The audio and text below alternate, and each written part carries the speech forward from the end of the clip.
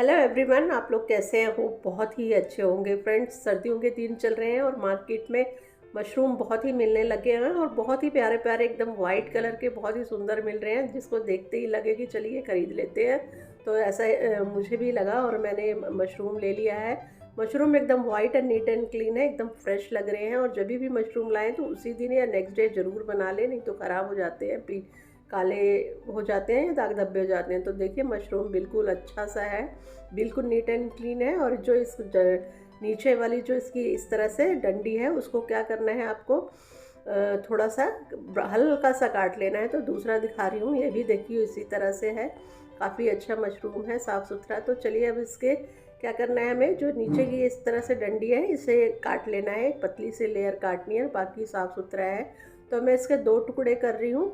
तो आप चाहें तो 4 कर सकते हैं, लेकिन ये बनने के बाद एकदम थोड़ा सा साइज़ इसका कम हो जाता है, पानी इसका निकल जाता है तो बहुत छोटे हो जाते हैं, तो इसलिए मैं थोड़े बड़े काट रही हूँ। तो आपकी अपनी चॉइस है, जैसा चाहे उस तरह से काट सकते हैं। तो चलिए इस तरह से ही सारे आपको मशरूम काट लेने हैं और मैंने भी इस तरह से काट लिए हैं। तो और साथ में क्या करेंगे फ्रेंड्स, जो आजकल मटर आ रही है थोड़ी हार्ड होती है, तो मैं क्या कर रही हूँ कि मैं थोड़ा सा पानी डाल के मटर में इसको एक सीटी लगा ले रही हूँ।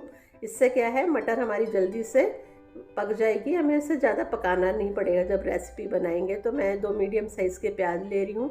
इस प्याज के इस तरह से आपको इसकी जो जड़ की साइड होती है, इस साइड को इस तरह से निकाल देना है और फिर इस तरह से आपको इसके छोटे छोटे पतले पतले पीसेस काट लेने हैं। तो मैं इस तरह से हमेशा काटती हूँ, आप चॉपिंग बोर्ड से भी काट सकते हैं रख के। तो मैं मुझसे क्या होता है कि इस तरह मैं ज़्यादा जल्दी काट पाती हूँ। चॉपिंग बोर्ड में मुझे थोड़ा टाइम लग जाता है, इस तरह मैं बहुत जल्दी काट लेती हूँ क्योंकि इस तरह से आदत पड़ी हुई है। तो देखिए इस तरह से मैंने प्याज भी काट लिया है। अब लहसुन अदरक को मैं पीस के नहीं ले रही हूँ, इस तरह से कूट के लो तो सब्जी में इसका स्वाद बहुत ही अच्छा आता है। तो जो अदरक कूटने का या कोई भी जो भी चीज़ है आपके इस तरह से अगर कूट सकते हैं तो इस तरह कूट लीजिए। चलिए बनाना स्टार्ट करते हैं। तो मैंने फ्राई पैन मीडियम फ्लेम पे रख लिया है, उसमें डाल देना है 4-5 चम्मच, बड़े वाले चम्मच जो होते हैं उससे तेल डाल लेना है और उसे अच्छी तरह से गर्म करना है। जब धुआं निकलने लग जाए तो आपको इसके अंदर डालना है एक तेज पत्ता, तोड़ के मैंने 2 टुकड़ों में डाला है। डाल रही हूँ 1 छोटी चम्मच जीरा और साथ में ही डाल देंगे 2 दालचीनी के टुकड़े। डालना है आपको लौंग, लौंग एकदम छिटकने लग जाती है जैसे ही पकती है। तो उसके साथ ही आपको प्याज डाल देना है। जीरा अच्छे से क्रैक हो चुका था इसलिए मैंने प्याज भी डाल दिया और इसे 4 से 5 मिनट तक थोड़ा ब्राउन तक हमें पकाना है। तो इस तरह से जब आपका दिखने लगेगा तो देखिए ब्राउन होना शुरू हो गया और काफ़ी ब्राउन हो चुका है, हल्का फुल्का और है। तब इसी स्टेज पे आपको डाल देना है 1 चम्मच अदरक लहसुन का जो हमने कूट के रखा था उसे डाल दीजिए और इसे भी 1 से 2 मिनट पकाएंगे और अच्छा से पका लीजिएगा इसे, नहीं तो सब्जी में हमारा इसका कच्चा कच्चा टेस्ट आएगा तो वो अच्छा नहीं लगता।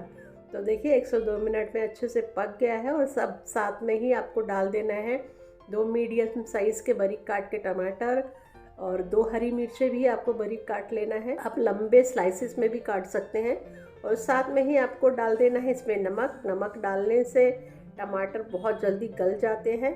तो इसको अच्छे से मिक्स कर देते हैं। मिक्स करने के बाद इसे हम 2 से 3 मिनट के लिए ढक देंगे तो टमाटर जो है बहुत अच्छे से गल जाएंगे। तो चलिए इसको लीड लगा देते हैं और 2 से 3 मिनट बाद ही हमको इसको खोलना है। तो 2 से 3 मिनट हो चुके हैं। तो देखिए टमाटर काफ़ी अच्छे से गले दिख रहे हैं, सॉफ्ट हो चुके हैं। तो इसको मिक्स कर देते हैं अच्छे से और देखिए टमाटर कितने बढ़िया से गल गए हैं, बहुत बढ़िया गल गए हैं और तेल एकदम छोड़ने लगे हैं। तब इस स्टेज में अब हमें मसाले अपने ऐड कर देने हैं। 1 छोटी चम्मच आपको हल्दी पाउडर डालना है, 1 छोटी चम्मच आपको लाल मिर्च पाउडर डालना है, 1 छोटी चम्मच ही आपको धनिया पाउडर लेना है और साथ में गरम मसाला भी डाल देना है। अगर आप चाहें तो गरम मसाला बाद में डाल सकते हैं। तो मैंने जो ये मसाला हम रखते हैं उसमें छोटी सी 1 स्पून होती है, उसी से मैं ये मसाले डाल रही हूँ। तो आप अपने रिक्वायरमेंट के हिसाब से डाल लीजिए, इसमें भी काफ़ी अच्छा उतना ही तीखा हो जाता है। तो जिसमें मैंने अदरक कूटा था उसी में मैं थोड़ा सा पानी डाल ले रही हूँ।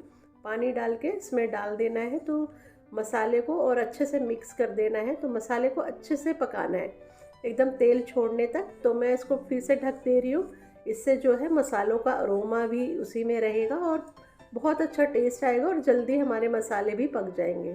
तो देखिए मसाले अच्छे से पक गए हैं और तेल एकदम छोड़ने लगे हैं और बहुत ही अच्छा सा कलर आ गया है और कितना बढ़िया मसाले हमारे दिख रहे हैं वो देखने से पता चल रहे हैं।